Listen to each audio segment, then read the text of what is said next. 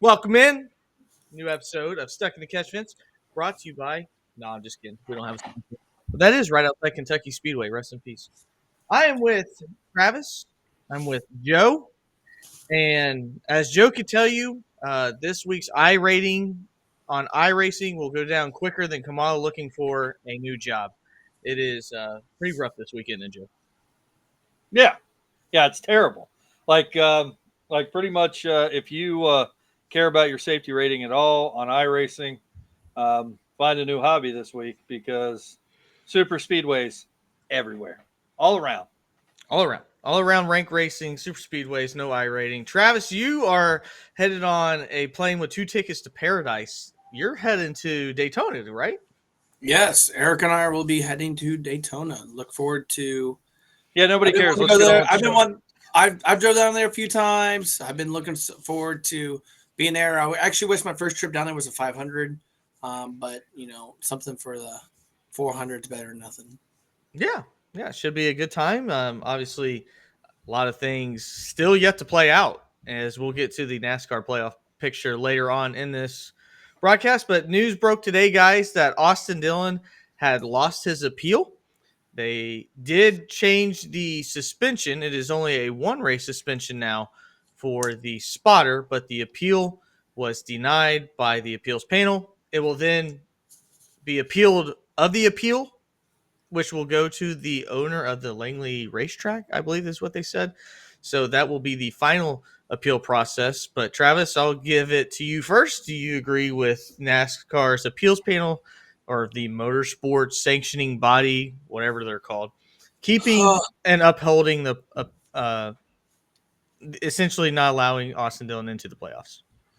I think there's over the last couple of years, there's been a lot of like NASCAR gives a penalty, then it's like, oh, like the appeals panel will be like, you know what? Like, I would agree with you type of thing. And I feel like it puts NASCAR in a bad spot. And, NASCAR changed the rules last year when the colleague and Hendrick thing happened. And I just see NASCAR could have saved themselves so much headache if they would have just said, you know what? The end of that race was under review. All right, you know what? You ain't gonna take a guy out to win a race. Done over with. We would have not even been in this position, right? I want to say I agree with the appeals panel. I thought it was a little too much. Not so much maybe the Joey Logano one, but maybe I just have a hard time. I'm just such a NASCAR purist that you back in the day you never saw this stuff, and if you did, you were gonna get your rear end beat, or you were going to what am I looking for? It's just out of respect, right? And think about like Sonoma. I don't know. Remember what year was it? 91 or something like that when Ricky Rudd wrecked. Um, he wrecked a Havoline car. I can't remember if it was Davey Allison or who he wrecked. 91 would have been Davey Allison. So he wrecked Davey Allison at Sonoma, got his win strip. Guess what? We talk about that, and you show the highlights, but it's like, it is what it is. Like, no one said anything about it. And I think if we look at it this way, and NASCAR, it's going to give them the win, but it's not in the playoffs, like, what's the picture? So if you're at Lawrenceburg Speedway and did the same thing, would you have been black flagged? I would have got my rear end beat and wouldn't have been able to walk out of the place, if I want to be completely honest with you. I wouldn't be able to walk. I wouldn't even be able to walk to this day. If it would have happened at Lawrenceburg Speedway, yeah, you would be, you would have finished last place. You would have got rough driving, and then whoever got wrecked. Travis, yeah, Travis's internet. It's been stuttering. I think it actually went to the DNC. It's Joe, usually me. I know. I don't know what's going on. That is a great picture of Travis. We might do that. It is. We're Just clip that up. Yeah. Travis slept through the video, but no, Joe, you and I have talked about this at length in the last video, so you guys can watch that if you would like. Did a live show and also a let's talk about it on that. So I'm going to move it on, Joe, to you with the news coming out that Haas will now have Sam Mayer and Sheldon Creed for their Xfinity team. I think you in particular were very adamant that Sam Mayer does not belong yet in the Cup Series. He will be moving on to not only Haas, but a new organization with Ford. Is that surprising to you with the moves Haas is making? Do you like these moves, or what does this say about Sheldon Creed and Sam Mayer?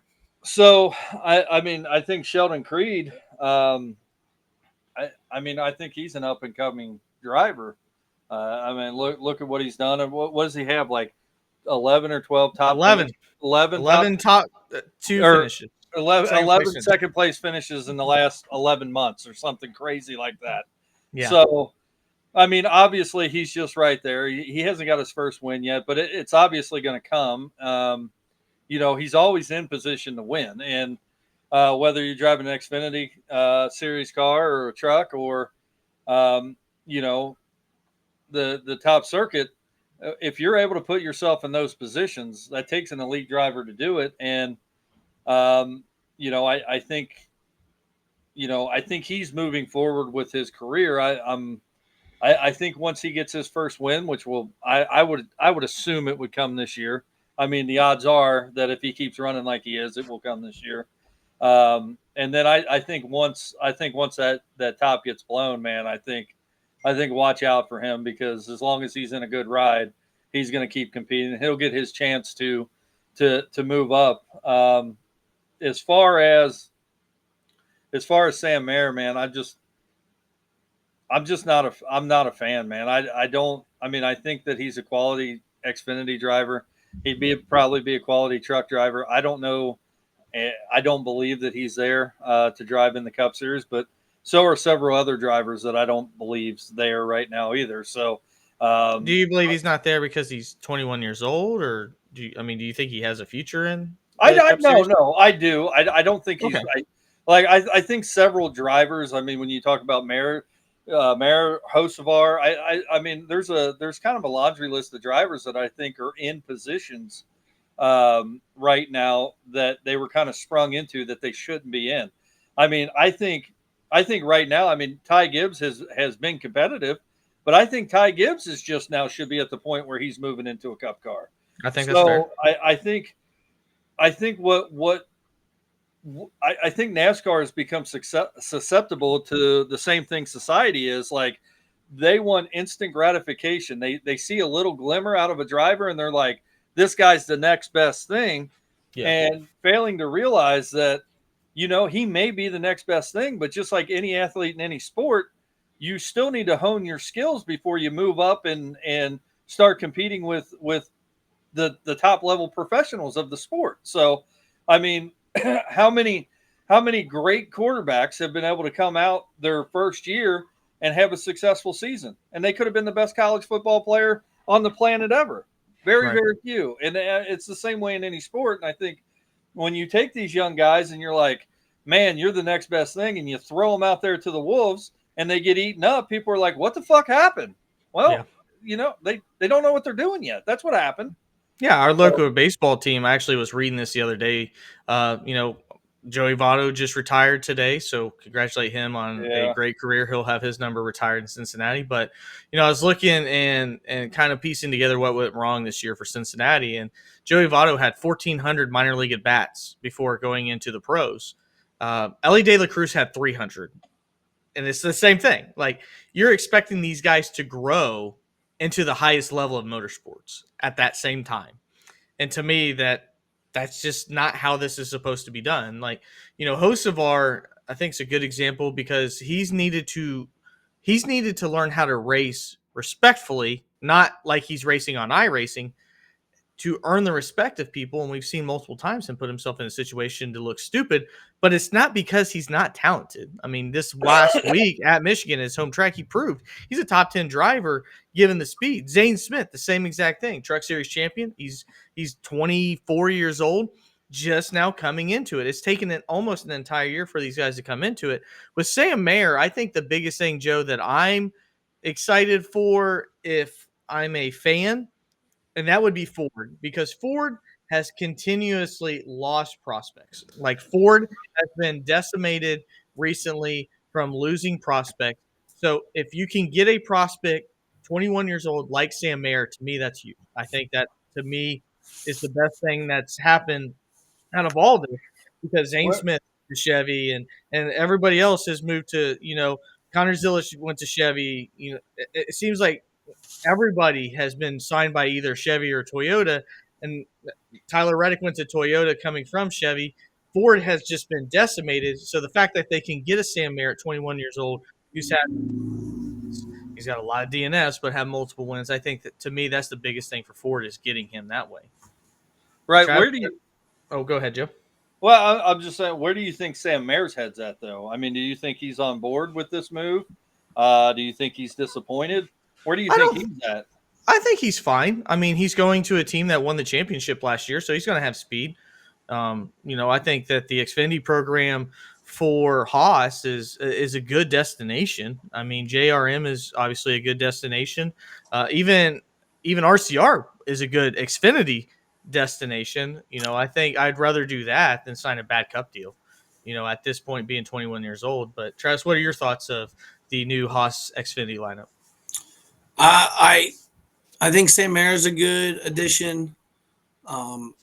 I think it is something that, it was kind of shocking when he came out and said he had no cup rides. I was, we kind of talked about it like, oh, he's still young. He's still a long way to grow, and, we were like, we're not shocked that you don't have any cup ride offers. I mean, I get it. But what else have you done besides road courses? I mean, you had a great finish at Texas. Other than that, like, you're really good on road courses. I know that's a bulk of some schedules, but I think you still have plenty of learning to do. You still wreck a little bit, right? Some DNFs. Oh, he wrecks a lot. He don't wreck a little bit. Yeah. He wrecks a lot. I think, but Doesn't have a lot of friends in the Xfinity series too. No, but as far as whatever on him. So I think I think Haas gets a really good driver. As far as Sheldon Creed, I think it's You're his not the last biggest Creed fan, right? I think it's his last moment, right? I was a big Creed fan. You fan. fucking kidding me? I was 11 top 2 finishes in 11 months, and he's had his moment. I thought we were going to talk about with arms wide open. I totally had the wrong Creed. I apologize. I mean, Travis, that's crazy, man. I'm sorry. That's crazy to say that. You don't get in that position week after week and say, hey, his moment's almost up. Hey, here's my reasoning, right? So he had 2 years of Xfinity racing, right, with RCR. Mm-hmm. You're in the absolute best equipment in the Xfinity series. You will not ever. I'll never question if someone says, "Here's all the money in the world. What Xfinity team are you going to?" I have a Dyer to Chevy, but I promise you, I'm going into a Joe Gibbs Racing Xfinity car. Yeah, no questions. Right. I agree with the top twos, and I he's had but some of those top 2 finishes, though, I would say, like, if you look at them, out of those 11 top 2, how many are in restrictor plates? I don't know off the top of my head, but I can name probably 3. I could probably name 3 or 4 on the top of my head, right?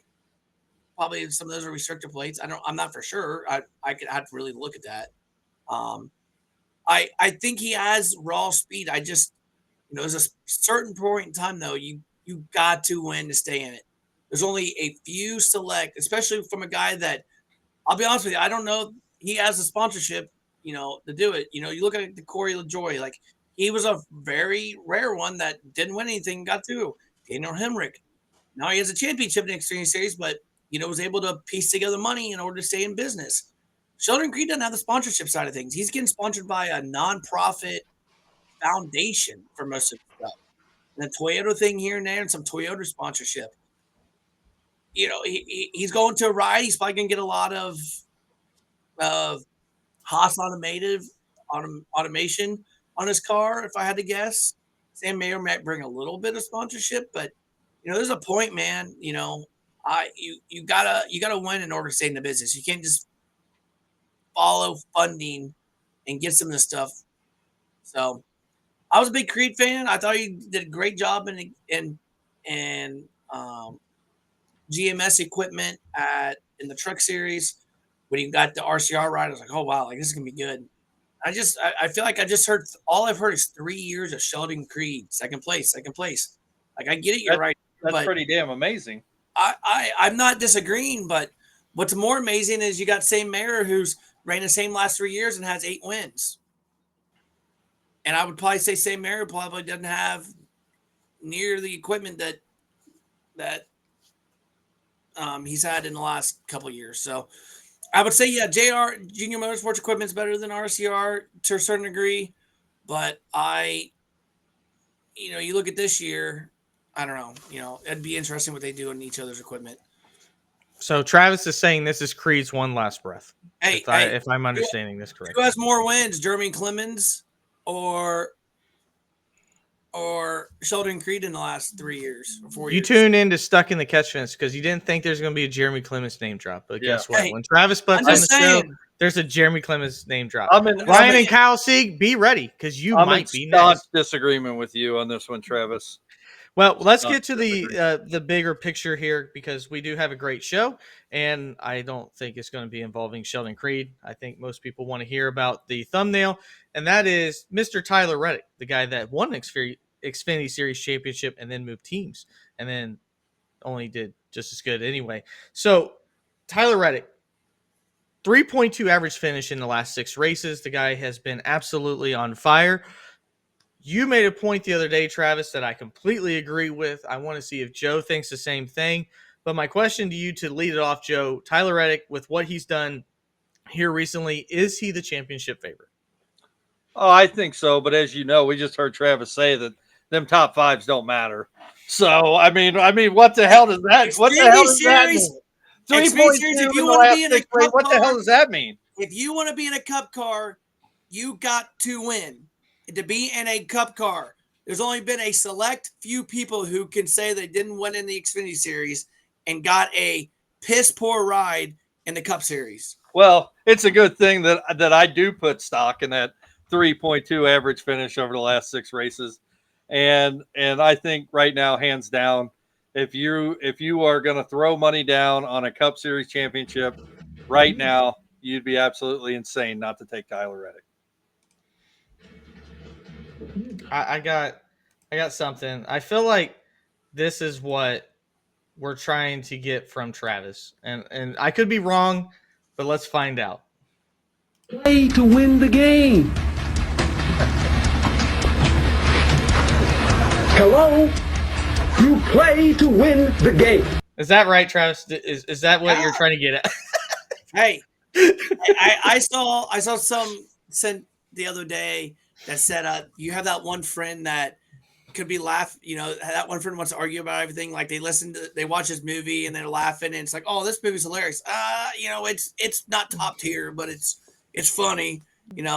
I just have the opinion of like, you gotta, and I guess that's where my NASCAR purist comes from, where you've got, in order to advance in your career, it's not based off how much money you bring to the table. It's not how much you do this.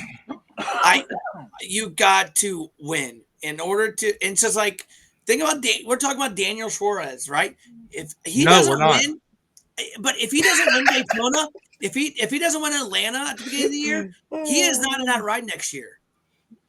He is not in that ride next year. Yeah, I promise you, right? Okay. Well, let's talk about championship contenders. Okay, I know.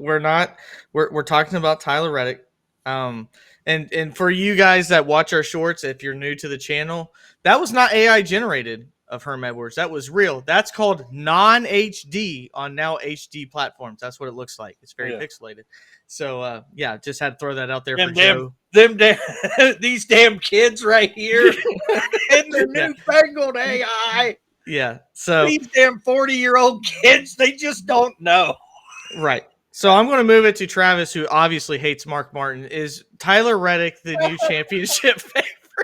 Hey, I listen to a lot of Mark Martin. I love him. He's in the.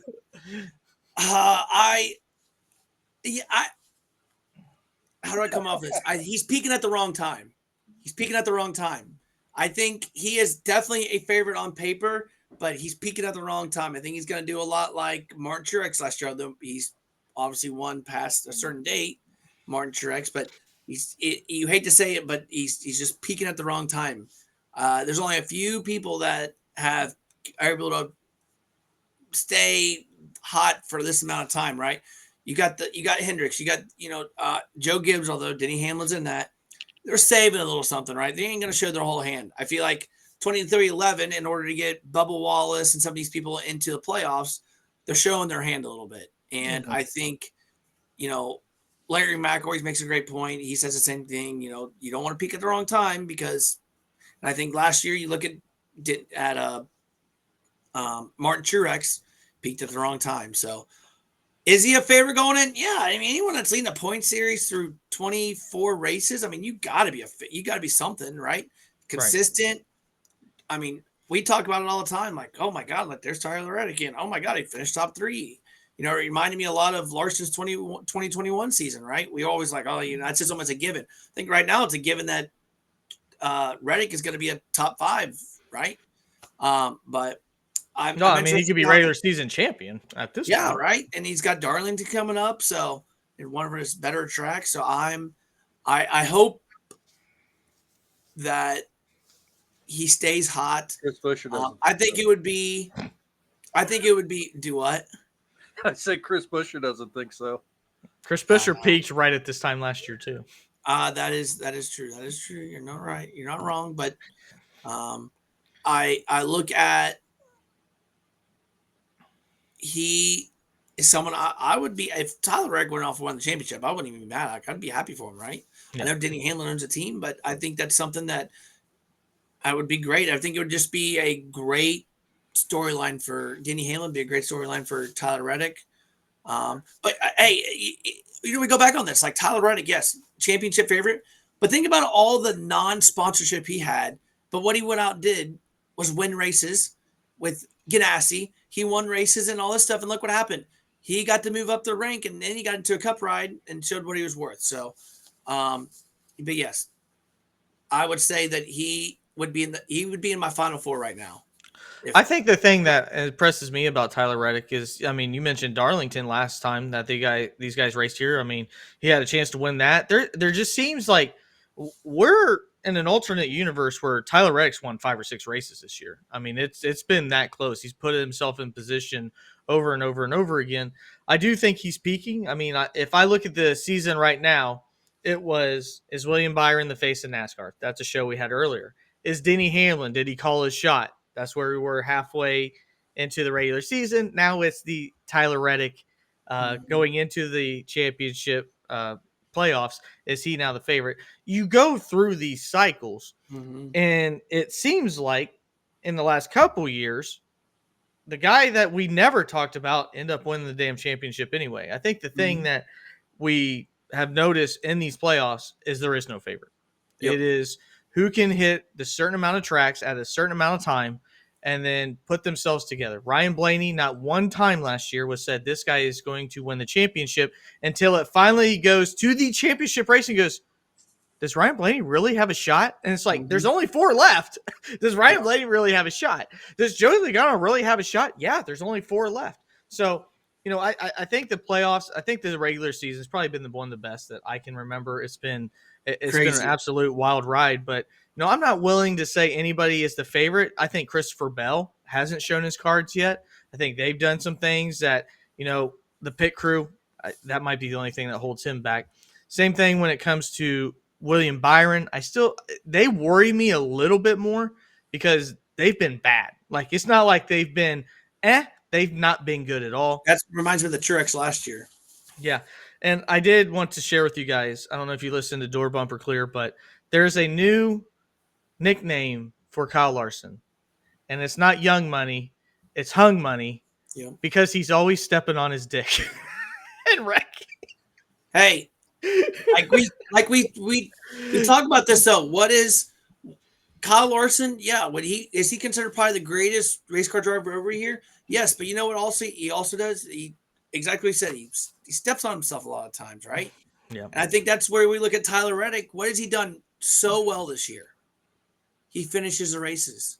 Yeah, he stays and I've always said he's Kyle Larson light, and he's been more consistent. And it's he does a great job just getting to the finish. Yep. And His teammates had a hard time doing that. I know. He finished about 7 months ago. That's why he's having a kid. But Because his teammate sucks. Oh boy. All right, let's preview the race where his teammate really needs something good because he's only 3 points to the good.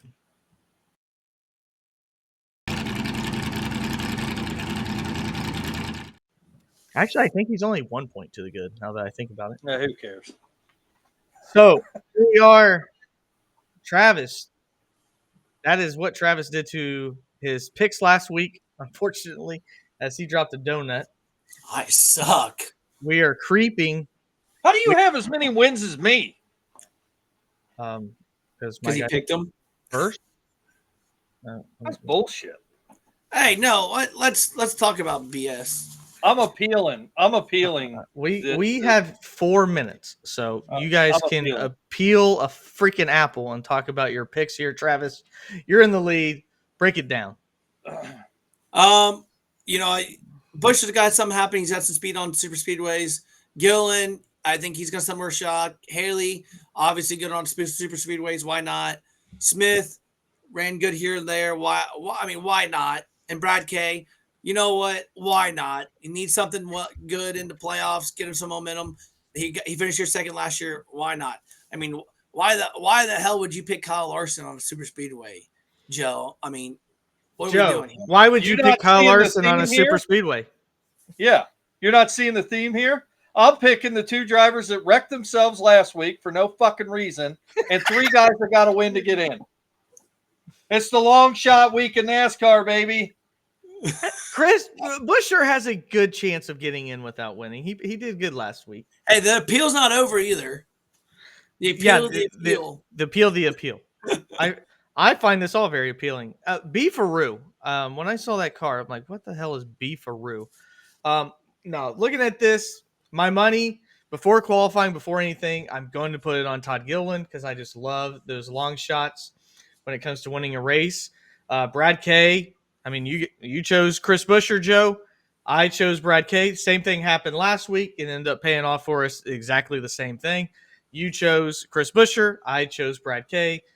Joey Logano, if anybody's going to throw a late-ass block and benefit from it at a super speedway, it absolutely will be Joey Logano, who knows how to win here. Same thing could be said for these one last shot here for Michael McDowell. It feels like we've not talked about him at all in a very, very long time. And then the final one, Ross Chastain. He's got to be desperate. If somebody's going to make a move out of desperation and not give a shit about anybody else, it's going to be the Watermelon Man. Or I guess the Peach guy now. I don't like the Peach car, but it could possibly be him. So hopefully Mother Nature stays away so that you have a good Saturday night. It is a Saturday night race. So do you guys have anything in closing? Creed doesn't deserve a cup run. I'll fight you right now. Hey, that's trademarked. Easy. If you want to find us on our other channels, we're on Facebook. You can donate at Patreon if you feel the need to. We're on Rumble. We're also on the TikToks where Joe will be streaming out, and a lot of you guys watched his last TikTok. Joe has been killing it on the shorts, so we want to thank you guys, all the new people that have watched our long form content here. We'll also be putting out more videos of that as well. Also, one last thing, I want to say rest in peace to Scott Bloomquist as Black Sunshine goes into eternity, and he will be forever missed on the dirt scene. But outside of that, for Travis Butt, Joe Spillman, my name is Ryan Peters. Thank you for tuning in to Stuck in the Catch Fence. We'll catch you next time.